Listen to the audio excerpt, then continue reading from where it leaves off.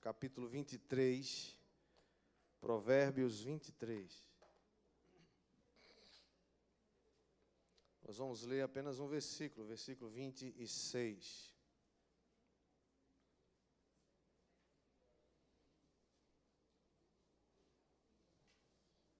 Provérbios 23, versículo 26. Vamos ficar todos de pé por um instante, em respeito à palavra de Deus.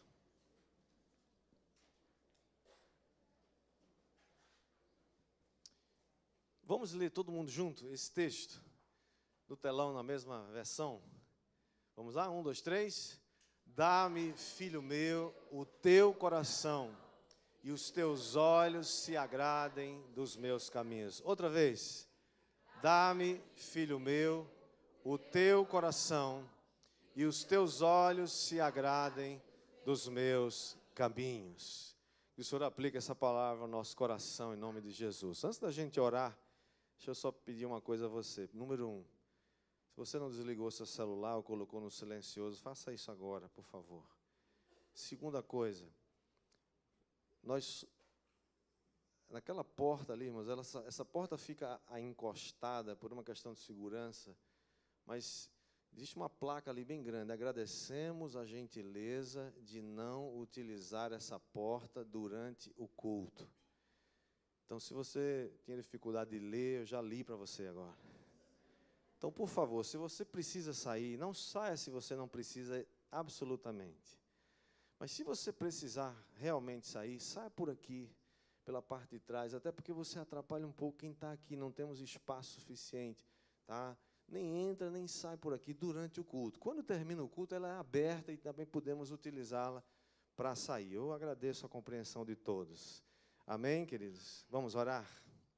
Pai bendito, damos-te graças pela tua palavra, porque o Senhor é tremendo, o Senhor é bom, o Senhor é Pai, o Senhor pede de nós o nosso coração.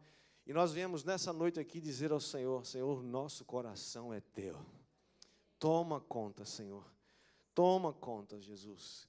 Nós te damos, Senhor, a autoridade para mexer na nossa vida, para nos mudar, nos transformar, nos fazer conforme a tua imagem, Senhor. E nessa hora, Espírito Santo paira sobre esse lugar. Senhor, vem sobre esse lugar. Senhor, vem agora gerar aqui nesse ambiente, Senhor, um lugar fértil, abençoado, propício à tua palavra, onde ouvidos espirituais são abertos para ouvir a tua voz, a tua palavra. E o Senhor repreende agora todo espírito contrário, todo espírito que se levanta para distrair, dispersar, roubar a palavra. Nós proibimos agora e declaramos que esse é o lugar do Senhor. A tua palavra aqui é honrada com a mais alta autoridade. E damos a ti, Jesus, a honra, a glória e o louvor para todos sempre. Amém. Todos dizem? Amém. Pode sentar, queridos. O tema da nossa mensagem, queridos, é o coração do filho. O texto que lemos, texto de Provérbios, diz: Filho meu, dá-me o teu coração, e os teus olhos se agradem dos meus caminhos. Amados, se Deus está pedindo alguma coisa da gente, é porque isso é importante. Quem concorda comigo? Amém. Se Deus te pede algo, é porque isso que Ele está pedindo é importante. E o fato dEle pedir também é importante. Portanto, nós precisamos dar uma resposta a essa pergunta, ou esse pedido. Filho meu, dá-me o teu coração. Mas a pergunta que fazemos é: o que é o coração? Quando a Bíblia fala de dar-me, o Senhor está falando, dá-me o teu coração. Será que o Senhor está dizendo, tire seu coração físico e entregue para Ele? É claro que não. Evidente que a Bíblia fala sobre coração e fala de muitas maneiras. Por exemplo, claro que ela fala também do órgão físico. Temos um coração, um órgão que bate aqui no peito, é uma bomba aí que bombeia o coração, o sangue, né, para todo o corpo. Existe uma importância muito grande, ele é provavelmente o órgão mais importante, né, do corpo humano. Mas o coração, embora não perca o seu aspecto físico, porque é feito de carne, ele se constitui ou acaba servindo ou apontando para o fato de que ele é a sede da vontade, do intelecto e dos sentimentos. No Antigo Testamento, existe pelo menos 3 ou 4 grandes blocos que coração se refere, ou é traduzido para. Por exemplo, coração é traduzido 257 vezes como personalidade ou caráter. É traduzido 166 vezes como estados emotivos de consciência, alegria, tristeza, ansiedade, coragem ou temor. Ele também pode ser traduzido como atividades intelectuais, como atenção, reflexão, memória. E, por último, ele é traduzido também muitas vezes por vontade ou propósito. É claro que no Novo Testamento isso também é muito semelhante. Agora, a diferença é que esse vocábulo, realmente, coração, se aproxima ao máximo daquilo que chamamos de pessoa. Quando a Bíblia se refere ao coração, ele está se referindo a uma pessoa. Na Bíblia não existe qualquer sugestão de que o cérebro seja esse lugar central do corpo humano, mas sim o coração. É o coração de uma pessoa que faz com que ela seja quem ela é. O coração é como se ele governasse todas as nossas ações. Só esse centro, o centro do caráter, da personalidade, da vontade, da mente. E esses são termos com os quais nós podemos trabalhar e, no sentido bíblico, chamá-lo de coração. Portanto, todas as vezes que as Escrituras estão chamando, ou se você lê coração, não está se referindo especificamente ao coração físico, mas está se referindo, na maioria das vezes, à personalidade, ao caráter, à pessoa humana.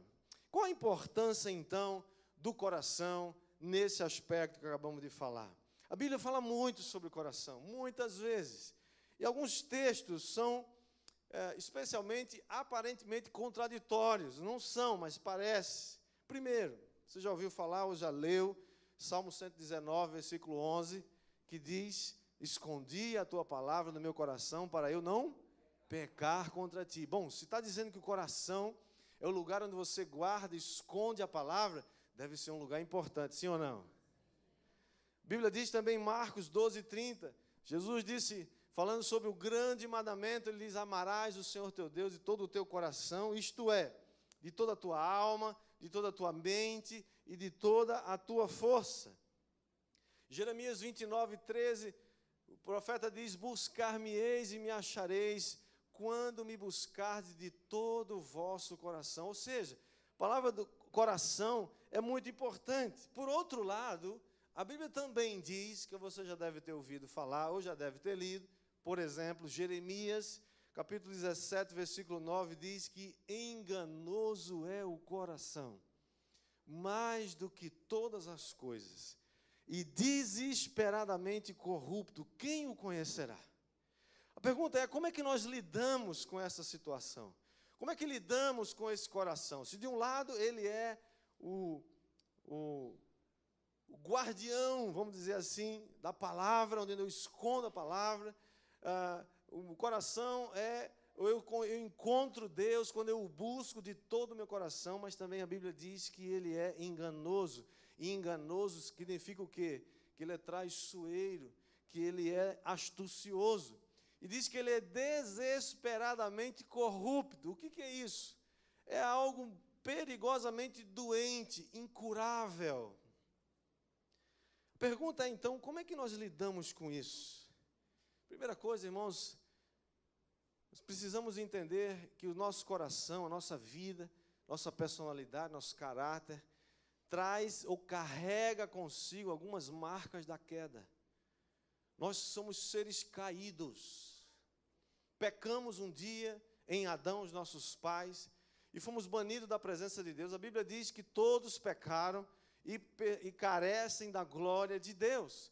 Todos nós trazemos conosco essa marca, ou essas marcas da queda, por isso que precisamos nascer de novo. Jesus disse para Nicodemos: importa que você nasça de novo. Essa é uma necessidade do ser humano. O Senhor próprio diz na sua palavra, em Jeremias capítulo 31, versículo 33, que a aliança que ele vai firmar com a casa de Israel, naqueles dias, terá como uma marca a impressão da sua palavra, das suas leis na mente e nos corações. Ou seja, há uma necessidade de que o nosso coração passe por cura, de que a nossa alma passe por transformação e passe por um novo nascimento. A pergunta é: quais são as marcas, então, de um coração que pertence a Deus? Se Deus está dizendo, filho meu, dá-me teu coração, significa que quando nós entregamos o nosso coração a Deus, Ele vai fazer alguma coisa boa com ele, sim ou não? Você tem receio de entregar seu coração para Jesus? Claro que não, pode entregar, pode ter certeza que Ele vai fazer algo tremendo. Mas eu estava meditando, pesquisando algumas dessas marcas, e eu queria compartilhar com vocês apenas 4 dessas marcas. A primeira delas é que um coração que pertence a Deus, ele necessariamente precisa ser quebrantado. O que é um coração quebrantado? Salmo 51, versículo 17, o salmista diz: sacrifícios agradáveis a Deus são o espírito quebrantado. Coração compungido, contrito, não o desprezarás, ó Deus. Irmãos, um espírito quebrantado, um coração compungido, contrito, é sinônimo de mansidão e humildade. Foi isso que Jesus disse lá em Mateus capítulo 11, versículo 29, quando Ele diz que a gente deve tomar o seu jugo, porque seu jugo é suave, seu fardo é leve, e nós devemos aprender dele, que é manso e humilde de coração, e encontraremos descanso para as nossas almas.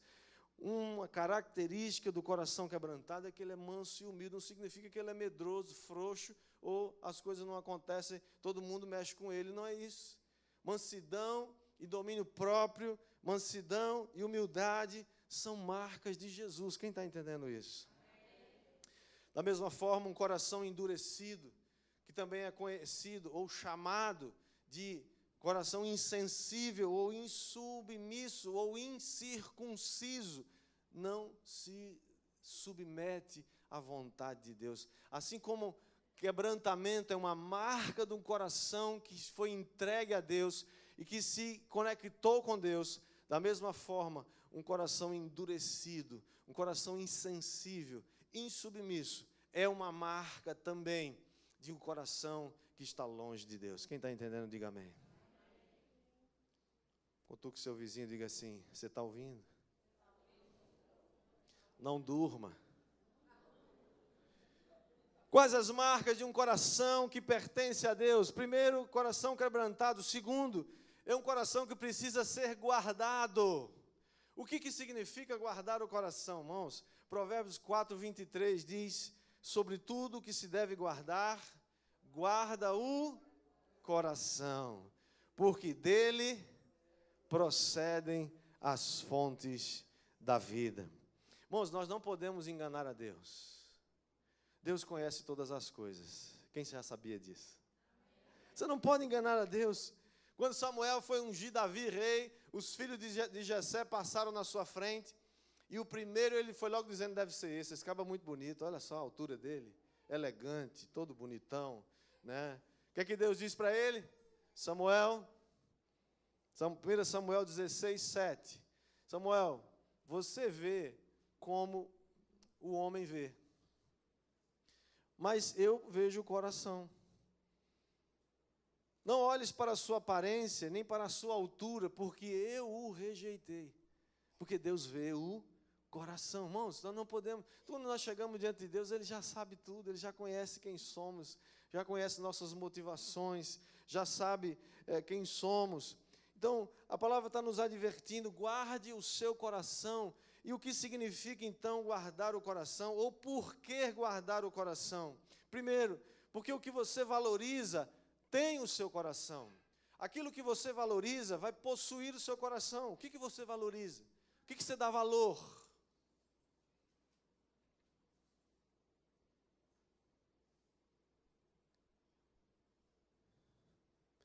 Jesus nos advertiu em Mateus 6, 21. Ele disse: onde estiver o vosso tesouro, ali está também o teu coração. Você quer descobrir onde é que está seu coração? Você quer saber onde está o coração de uma pessoa, só descobrir o que ela valoriza. O que você valoriza? É lá que vai estar o seu coração. Você valoriza dinheiro? Você valoriza relacionamentos? Você valoriza ter prestígio, ser popular, ser conhecido? É isso que vai estar no seu coração. É lá que você vai colocar seus recursos, é lá que você vai colocar seu tempo.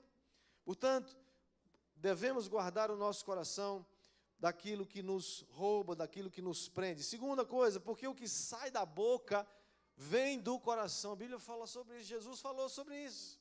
O que sai da sua boca vem do coração. A boca fala do que o coração está cheio. Em Mateus 15, versículo 18, Jesus fala assim, o que sai da boca procede do coração. E é isso que contamina o homem.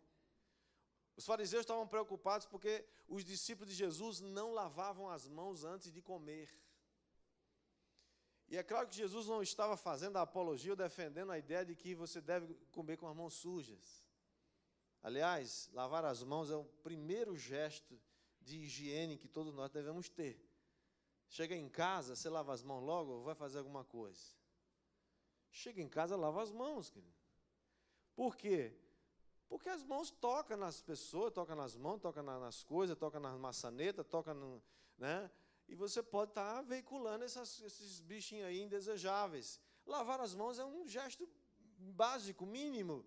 Jesus não estava fazendo apologia da defesa, né, defendendo a falta de lavar as mãos. Jesus estava dizendo, olha, o que entra pela boca, desce para o estômago, passa pelo intestino e vai embora. Isso é comida, isso é físico. Por outro lado, ele disse, o que entra no coração do homem é que vai contaminá-lo, porque ele diz o quê? Do coração do homem procedem os maus pensamentos, as mortes, os adultérios, a fornicação, os furtos, os falsos testemunhos e as blasfêmias. Vem do coração. Pergunta é, você tem cuidado do seu coração, querido? O que você tem deixado entrar no seu coração? Sabe por onde entram essas coisas? Pelos olhos, pelos sentidos, pelos ouvidos. O que você tem permitido que entre? Você sabia que testemunhos ali, falsos testemunhos, poderíamos abrir um parênteses ali e dizer fofoca? O que é uma fofoca? É um falso testemunho. Se for mentira, se for verdade, é calúnia, difamação. Também está errado. Do coração procede essas coisas, portanto, cuide, guarde o seu coração de receber essas coisas, irmãos. E olha, a influência, por mais que você não perceba, ela está aí. A música é uma influência.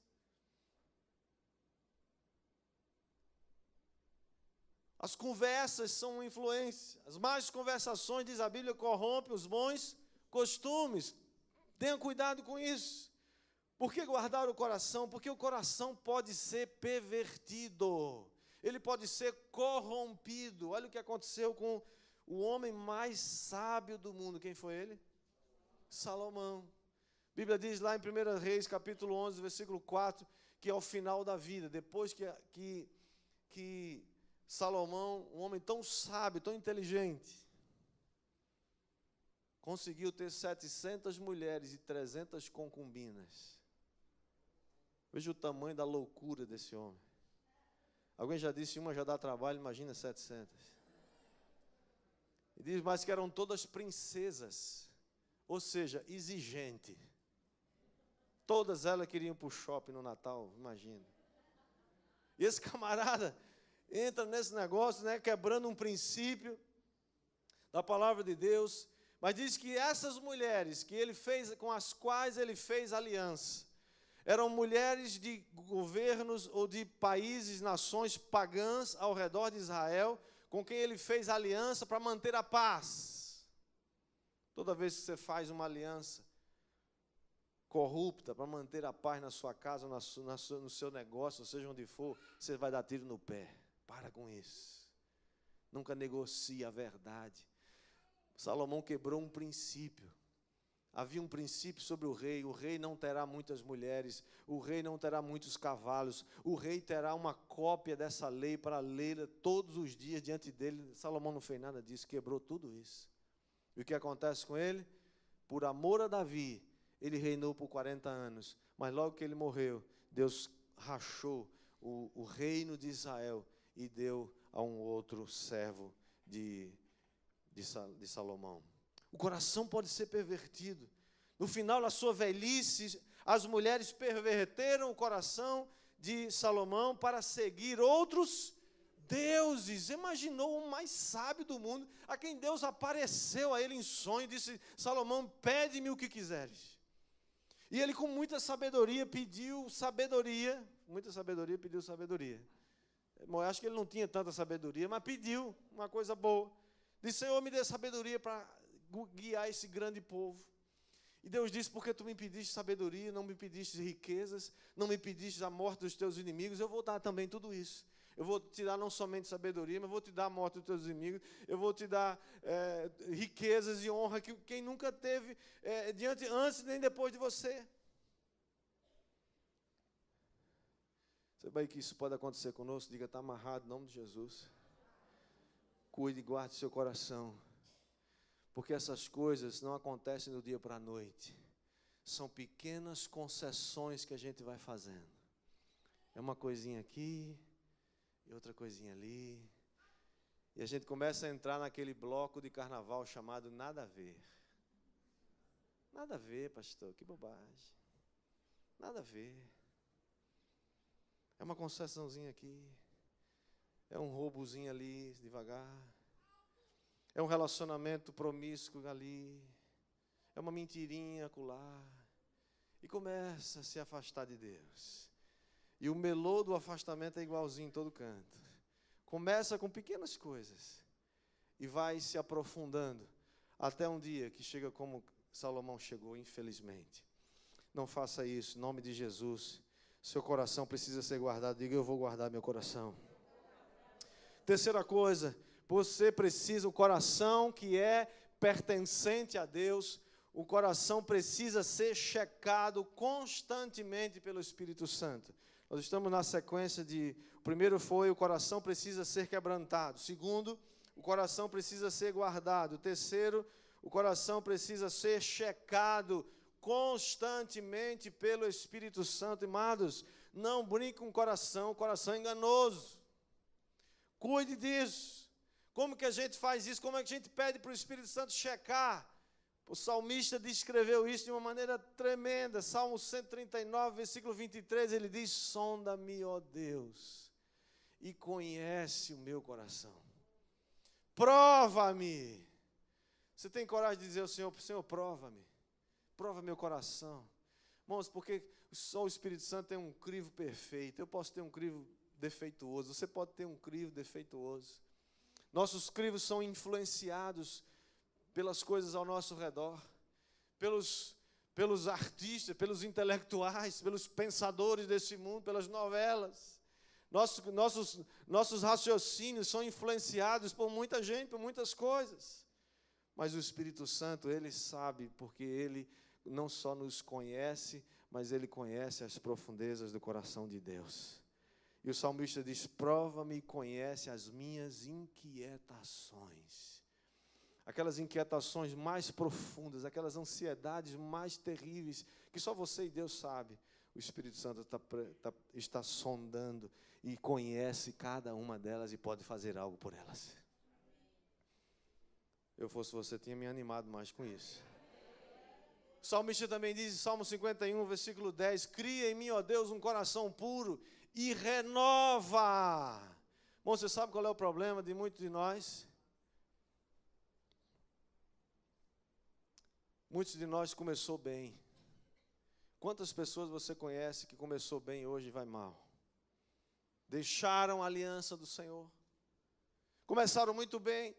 Aliás, quarta-feira, aliás, estava lá, na quinta, eu acho, lá no pastor Luciano Subirá, estava ministrando sobre o Espírito Santo, ele falou algo tremendo. Ele começou a ler dos textos mais difíceis de explicar, ele teve coragem de mencioná-lo, foi Hebreus capítulo 6, que diz que o escritor aos Hebreus está escrevendo para uma igreja, para crentes, para irmãos em Cristo. Ele diz, olha, é impossível trazer de volta alguns, aqueles que um dia experimentaram o dom celestial, foram participantes da natureza divina, experimentaram os poderes do mundo vindouro e caíram e deram as costas. É impossível trazê-los de volta. É um texto difícil de explicar.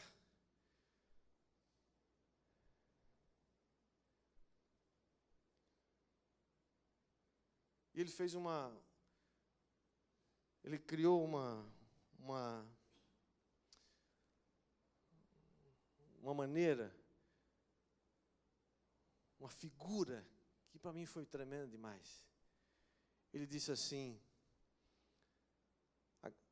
o fato de você ter experimentado Deus até hoje, não é garantia de que isso vai acontecer daqui para frente, se você não perseverar. Se você não pedir ao Espírito Santo todo dia, Senhor, não somente cria em mim um coração puro, mas renova em mim todo dia um espírito inabalável. Você precisa renovar seu espírito todo dia. Por isso que quarto de escuta é tão importante, ter tempo a sós com Deus é tão importante, porque você vai renovando, o espírito vai renovando.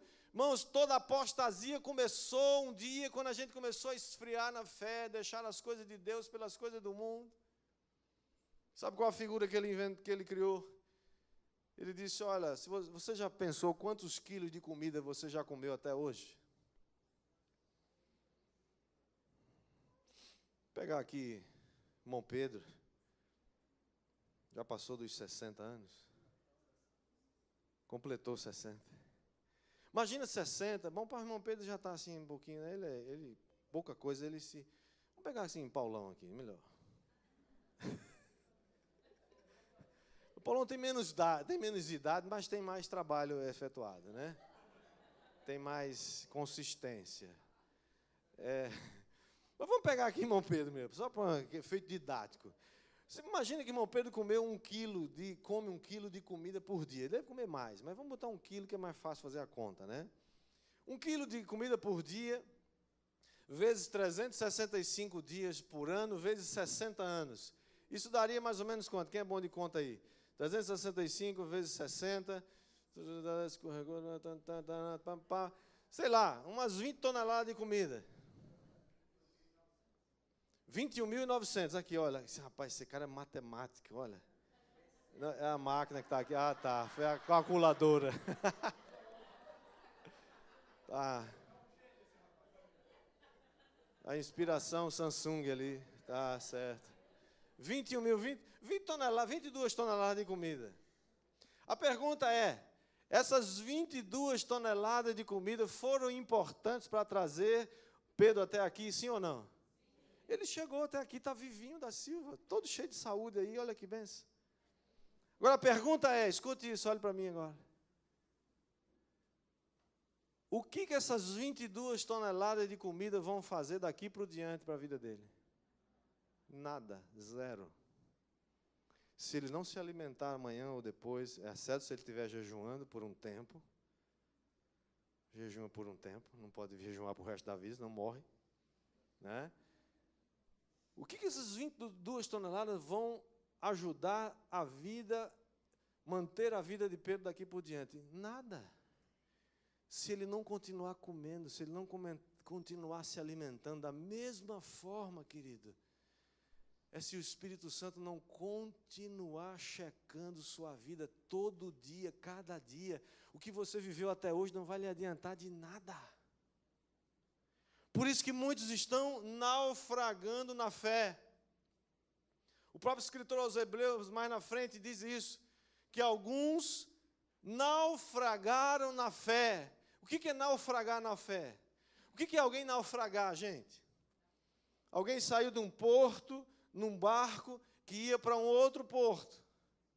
O destino estava lá do outro lado. Mas ele saiu desse porto e no meio do caminho, a embarcação afundou e eles naufragaram. Significa que eles não chegaram lá, sim ou não?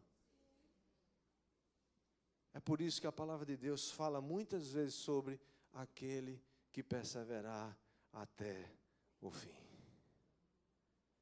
Se você não persevera até o fim, nada disso do que você viveu até hoje vai adiantar.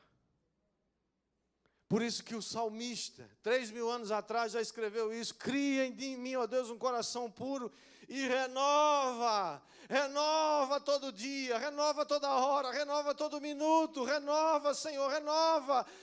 Hoje à noite, renova em mim um espírito inabalável. Amanhã de manhã, Senhor, renova em mim um espírito inabalável. Depois, ao meio-dia, Senhor, renova em mim um espírito inabalável. De noite, Senhor, renova um espírito em mim inabalável. No outro dia, Senhor, renova outra vez um espírito inabalável. Faça isso como Daniel, 3 vezes ao dia. Daniel orava e clamava ao Senhor e pedia ao Deus: Senhor, renova em mim um espírito inabalável. Você precisa ser checado constantemente pelo Espírito Santo. Você nunca será pego pela apostasia se você deixar que o Espírito Santo lhe cheque todo dia. Quarta coisa. Primeira foi: quais as marcas de um coração que pertence a Deus? Precisa ser quebrantado. Segunda marca: precisa ser guardado. Segunda, terceira: precisa ser checado constantemente pelo Espírito Santo. E quarta e última: precisa estar ocupado com Cristo. Precisa estar ocupado com Cristo e com as suas coisas.